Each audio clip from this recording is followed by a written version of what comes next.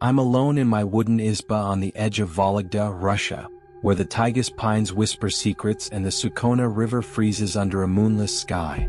It's 1988 and I'm 22, carving icons with steady hands, the scrape of my chisel my only solace.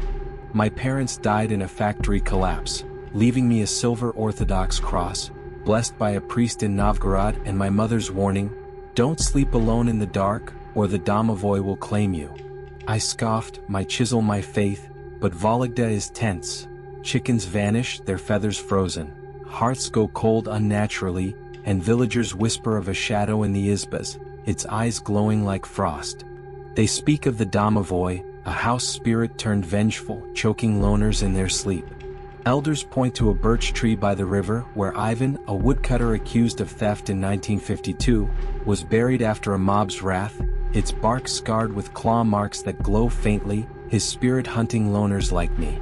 One bitter night, as snow batters my izba and the wind howls, a creak rises, low like footsteps on ice, shaking my walls. My cross burns against my chest and I freeze, my chisel slipping. I peer through a frosted window and there's a shadow, small, hunched, eyes glowing like ice, hands clawing the air. My heart slams and I bar the door with a beam, piling logs, but the creek circles, cold seeping through the wood, my fire dimming.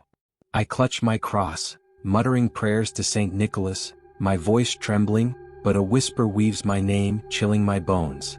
Morning reveals my icons cracked, their edges etched with claw marks, the air heavy with frost and ash. I'm shaking as I tell my only friend, Dmitri, a baker with flour-dusted hands. His face pales, urging me to pray at the church. But a pull, sharp as a splinter in my gut, draws me to the birch at dusk, my curiosity outweighing my dread. The birch looms, its bark glowing faintly, the river frozen below, the air thick with pine and decay. I touch a scarred trunk and a whisper hisses, "You're mine." My cross scalds, falling to the snow.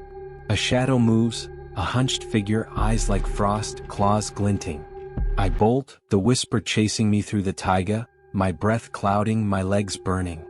I make it home, but sleep's impossible, the creak echoing in my skull. The next night, it's outside, claws scratching my door, leaving frostbitten marks, its eyes glowing through the cracks. I barricade myself, praying, but my dreams show Ivan's face, his hands choking me, his voice cold as ice. I wake gasping, my chisel crusted with frost, reeking of rot, its tip etched with symbols I can't read. Days blur into sleepless nights and I'm fading. My hands tremble, my icons splinter, my eyes sink into my skull like stones. Villagers avoid me, their whispers of curses cutting deep, their eyes darting away. Dmitri, his voice tight, drags me to Father Sergei, a priest with a weathered face and eyes like slate. He sees the frost-stained chisel and my hollowed cheeks, his expression grim. "The Domovoi wants your breath," he says, crafting a parchment prayer, sealed with wax and blessed with holy oil, its weight heavy in my hands. "Place it under the birch at dawn," he says, pressing it into my shaking fingers. "But take someone or it'll choke you." I'm too stubborn, my solitude a shield I refuse to shed, and I go alone, the creak a deafening drone in my head, growing louder with every step toward the river. Dawn breaks gray, the birch's scars glowing faintly, the air thick with frost and the stench of decay. My breath clouds as I kneel, placing the prayer on the trunk, my voice cracking, "Take this, Ivan. Leave me." The ground quakes and a figure lunges, hunched, eyes glowing, claws reaching, its voice Ivan's hissing, "You're alone." My heart stops, but I hurl the prayer, it flares like a flame, searing its eyes. The figure dissolves in a gust of frost, the creek fading into silence, the air warming at last. I collapse, sobbing, my cross cool against my skin, my hands clutching the snow. Vologda is quiet for months, the birch's glow dimmed, its scars still. I pack my tools and flee to Moscow, seeking the city's clamor to drown out the silence that haunts me. But Ivan's eyes linger in my dreams, his claws reaching, watching from the shadows. Villagers shun the birch, fearing the Domovoi's return, its cold grip hunting the solitary along the Sukona's banks.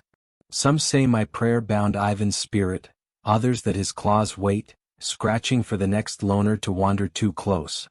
I wear the cross, its burn a scar on my chest, a reminder of the night I faced the Domovoi's cold grip, alone in the taiga, my breath stolen by the icy dark. I never returned to Vologda, but the creek echoes in my mind, a faint whisper that grows louder when I'm alone, urging me to lock the doors, to keep the fire lit, to never linger too long in the cold.